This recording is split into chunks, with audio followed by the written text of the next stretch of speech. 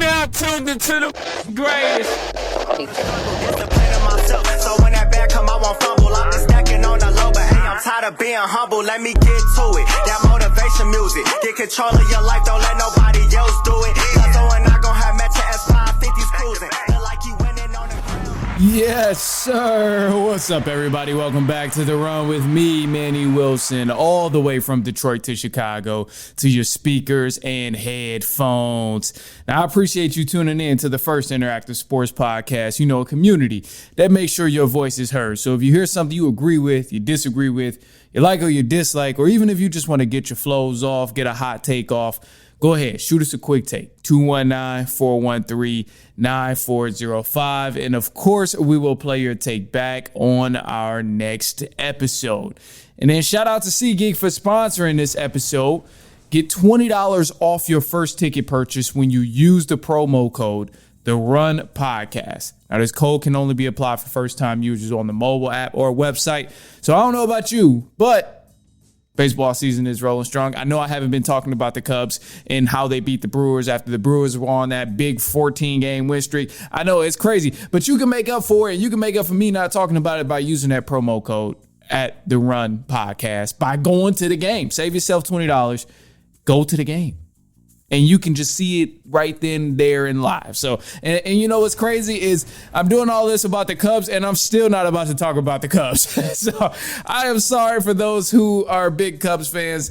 And, I say I'm going to talk about them, but I guess I was capping. Anyway, there is a Chicago team here that does have my attention, and that is the Chicago Bears. Now, the big question coming into this season, we're a week out of the NFL season. Bears, they're going to be the first game on Monday Night Football, actually, so that'll be interesting to watch. But the big question is, how much will Ben Johnson change within the culture of the Chicago Bears and all of that?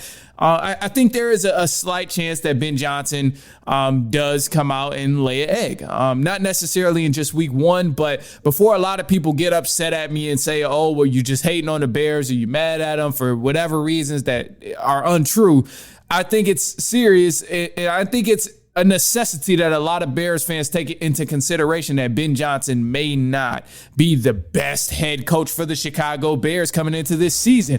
It's a chance he may flop. And I say it's a chance he may flop only because it's been done on multiple occasions with other players and other coaches and other guys in the league who are great coordinators, but it just so didn't happen to translate to a great head coach. I mean, you look at some of the guys that were there as Bears head coach before Ben Johnson got there. Eberflus was a great coordinator, but he became the head coach of the Bears, did not do a good job. Matt Nagy was also a pretty good coordinator as well with the Kansas City Chiefs, and it also did not turn out to be very well with the Chicago Bears as a head coach. I mean, even other teams, when you go look at it from that aspect, Matt Patricia with the Detroit Lions, when he was there, he was also bad as a head coach, but a great coordinator when he was in New England. So the reason I'm using all of these other examples, and the list goes on and on and on, because you can argue Shanahan, you can argue Dan Quinn with Atlanta, and also in Dallas with the Cowboys. The list goes on and on of these coordinators who were really good at their one specific job, calling the defense, calling the offense. But when it came to being a head coach of any team, they didn't do a good job. They didn't do a good job. Even one of the greatest coordinators right now, one of the hottest coordinators in the league, Vic Fangio, did not do a great job. So the list goes on and on. I'm not going to bore you with the rest of those names of people who did not turn out to be a great head coach after being a great coordinator. But I bring up all of this just to say that it's a slim chance that Ben Johnson may not be a successful head coach. And by successful, I just mean getting to the playoffs and winning. He may not be able to turn around the culture in Chicago like Dan Campbell was able to do in Detroit. It's possible. It's a possibility. And I think, not saying he won't be able to do it, but you have to consider the possibility. That I'm going to just leave it at that. And that's all I'm saying about, Ben Johnson and his time in Chicago. Obviously, this is a start. We haven't seen anything. It's just preseason. But you got to consider that possibility. Now, do I think he will make an impact? Absolutely. And for certain reasons that are undeniable. So when I think of the whole Ben Johnson impact in Chicago and if he can turn around the culture, a couple of things come to mind because I think of the squad that they have, the players and the talent that they've accumulated over this past summer. If somehow Ben Johnson fails to turn around this Chicago Bears team with all the talent that's over there, then yeah, maybe they did make a mistake bringing him in because they have a lot of guys over there. A big issue last year happened to be the offensive line, but they decked up on that offensive line, got multiple All-Pros over there. Drew Dowman, Jonah Jackson, not an All-Pro, but Joe Thuney was also an All-Pro that they added from the Chiefs, who's a Super Bowl champion. So they added a lot of beef up front. They have a lot of depth up front now. And then also they even added some pieces on the defensive end, which was already pretty solid. So with all of that being said, if Ben Johnson comes in and he doesn't have an immediate impact where they're at least doubling the amount of wins that they had last season, which was only 4 or 5, then yes, maybe there is a conversation that needs to be had about what he's really doing in Chicago with all that power that he has there. Because I mean, this squad is set up for success. You have a solid quarterback in Caleb Williams.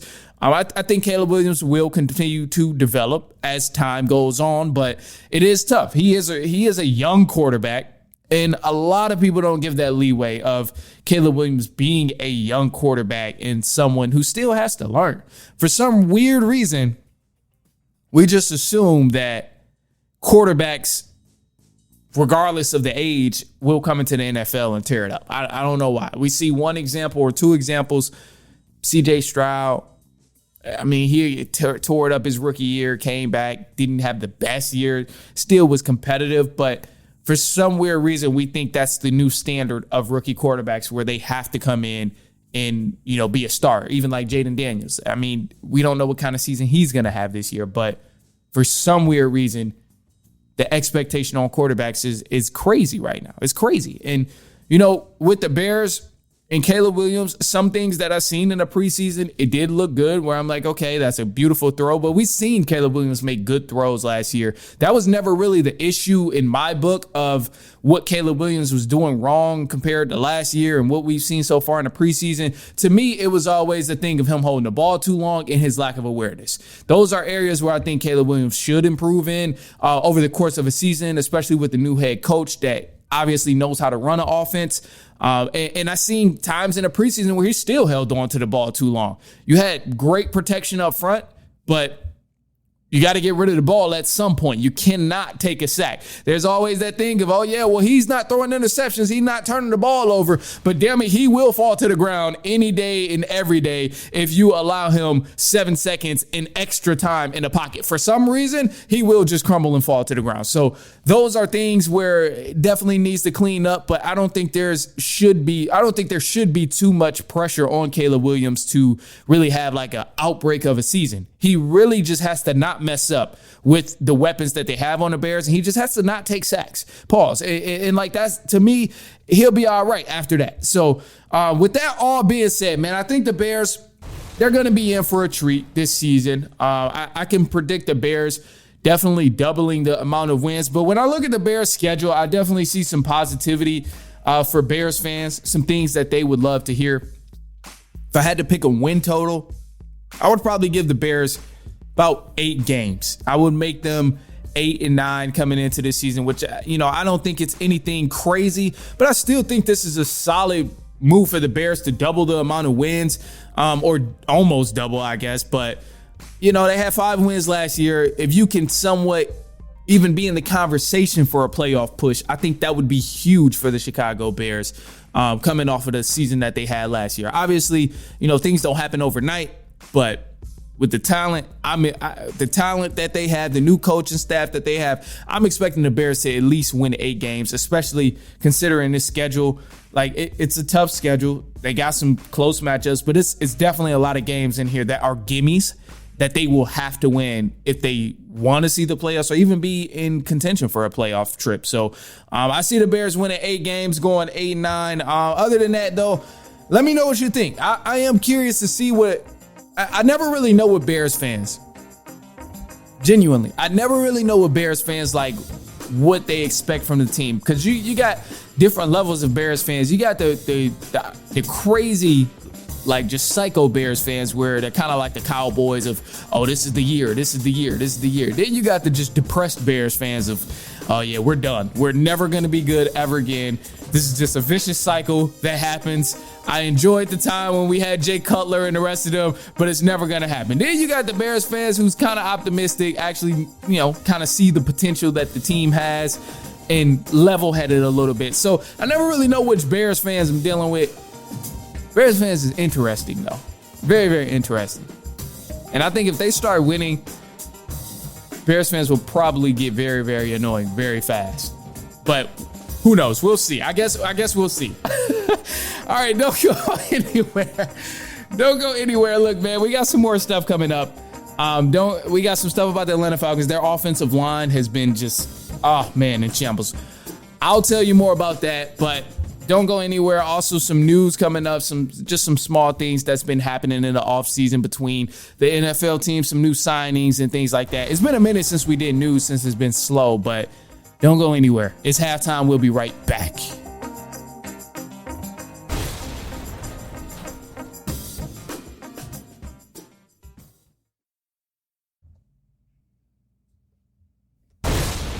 All right, man. So news for the run.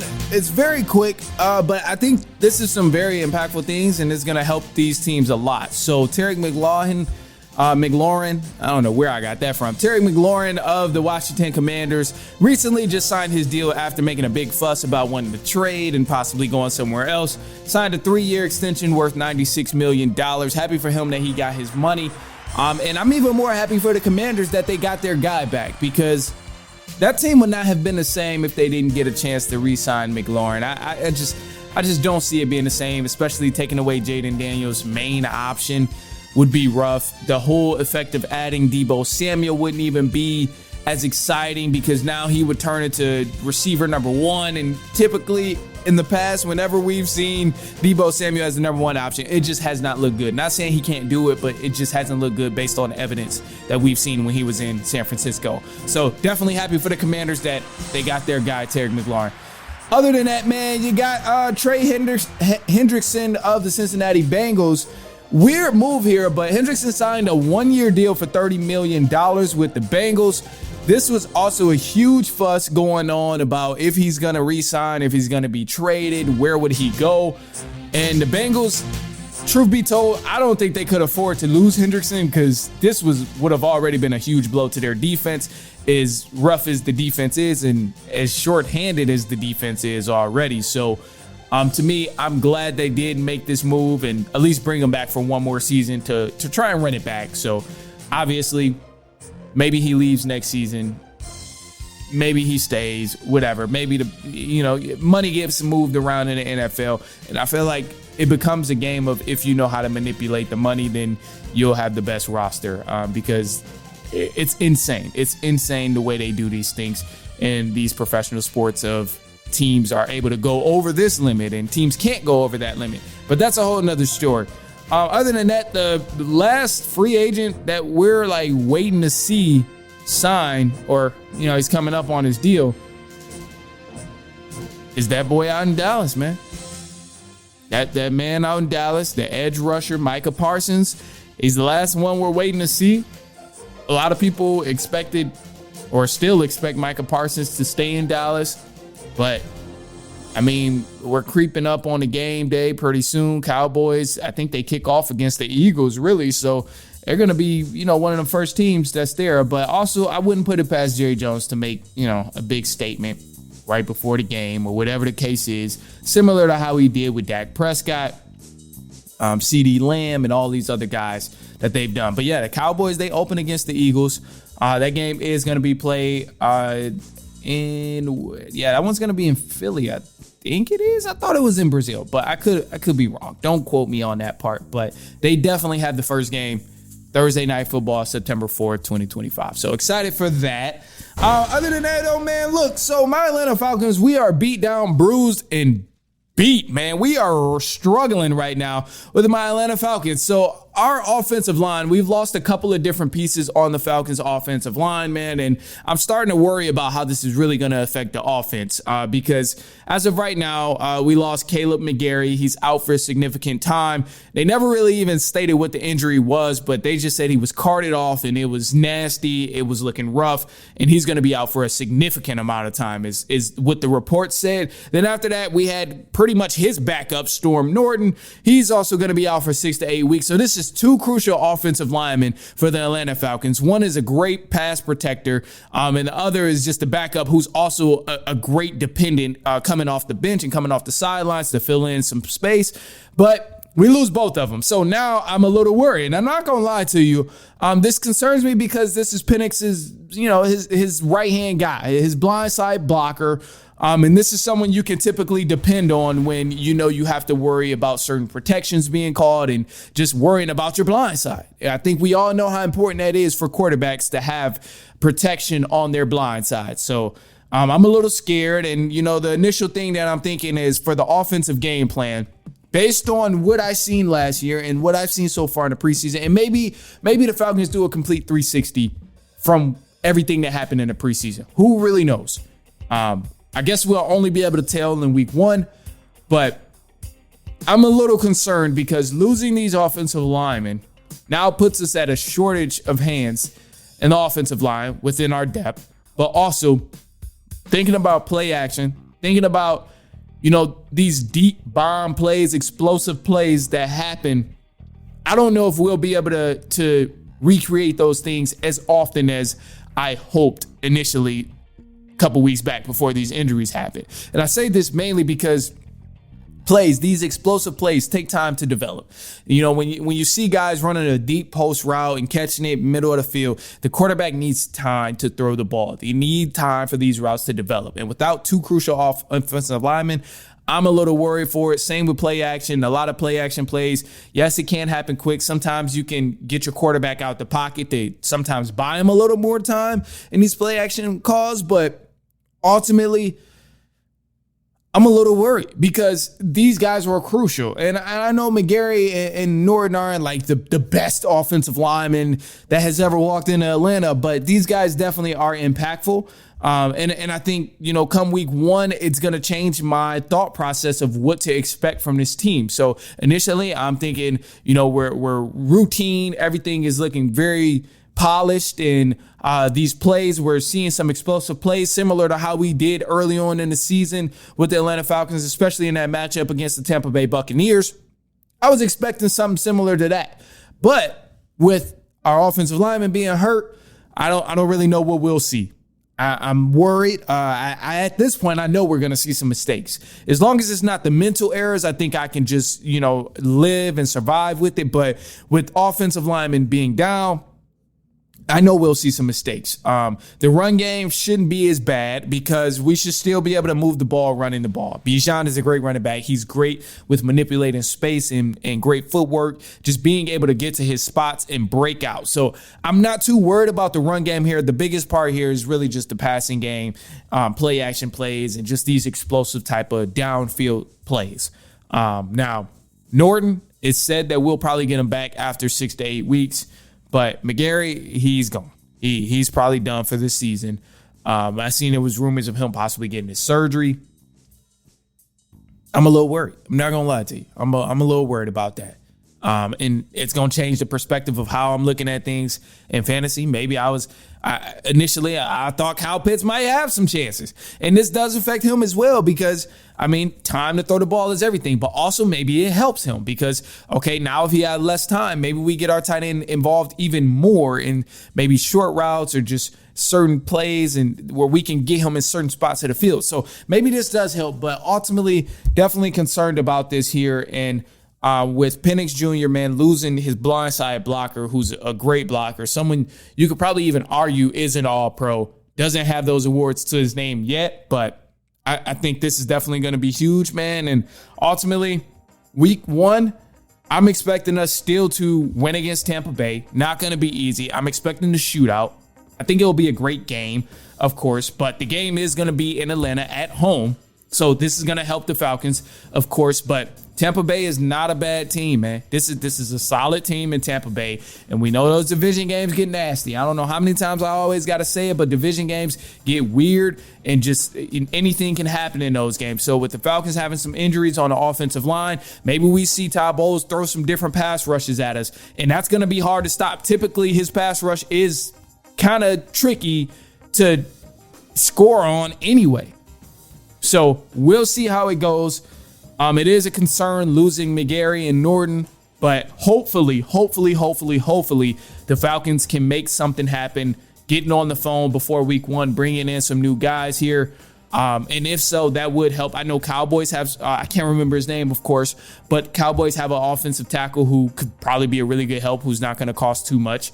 And there was multiple moves that was made last year with the Atlanta Falcons right before week 1. So I know it seems like this is a huge hit for the Falcons. Obviously, it does take a hit on the offense, losing McGarry and Norton, who's the backup on the offensive line. But the season obviously hasn't even started yet, and there are still plenty of moves to be made. We just finalized the 53-man roster, so there's still room for guys to get moved around, traded, for picks, whatever the case is. So it can happen, but personally, I'm not happy.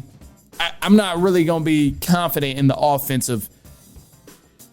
I'm not going to really be confident in the offense's ability to make these big plays until I see us go get another offensive tackle or offensive lineman or right tackle, somebody to just really help us out in that position to fill in where McGarry got hurt. So that's where my thoughts are on that. But other than that, man, look, I'm gonna leave y'all with a positive note here. Positive note is just gonna be super simple. It's just gonna be as simple as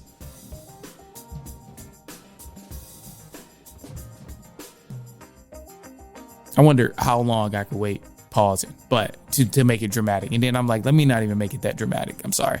But it's gonna be as simple as just, love those around you, man. Just let people know you love them. Those who you are very close to, those who you really do appreciate, let them know that, you really do love them. Just because anything can happen, man. You never really know what might go down or whatever. So just let those around you know they're appreciated, whether it's friends, family, partners, whatever. Let them know, man. Let them know. Other than that, man, that's all I got. So we'll be back with you later on this week. We'll get some clips out, get the videos out, of course, and then we'll be back later on this week, and so on and so on and so on.